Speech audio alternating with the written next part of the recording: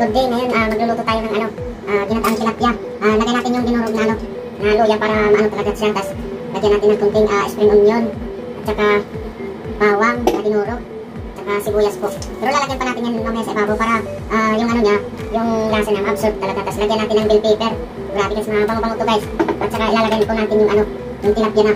Ipapaksyo muna natin, tapos lagyan natin ng ng gata. Ito guys, ang sarap nito guys, mamaya grabe. Napapawaw tayo nito. Lagyan po natin uli ng ng dinurog na luya sa ibabaw. At saka yan guys, kasi para mano talaga niya hindi maging malansa. So, lagyan natin ng bell pepper. At saka lagyan natin ng sili para mabango siya. Yan, spring onion. At saka lagyan po natin ng isang 1 spoon durog na paminta. Tapos lagyan natin ng asin.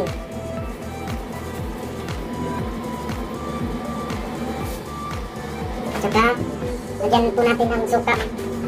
Saka papakuluan natin hanggang siya matuyuan. So, pag natuyuan na siya, saka na natin ilagay yung gata. Sarap nito guys. Pakuluan mo muna natin guys hanggang matuyo siya, tapos lagyan na natin ng gata guys. Ay, lalagyan natin ng kunting lagyan natin ng kunting bitsin. Yan. Saka lagyan po natin ng kunting tubig para maluto siya.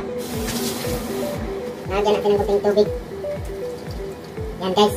Tapos patulan po natin. Ito lalagyan na po natin ng gata kasi malapit na siyang matuyo. Wow, grabe. Napapakain na naman tayo nito guys. Ginataang tilapia. So guys, pakuluan natin at saka pag kumulo na siya, ilalagay na natin yung niya.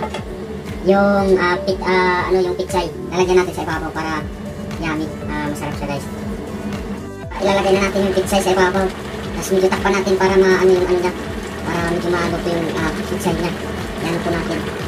Grabe na naman guys. Ito yung luto na ng takpan lang muna natin mga ilang minutes.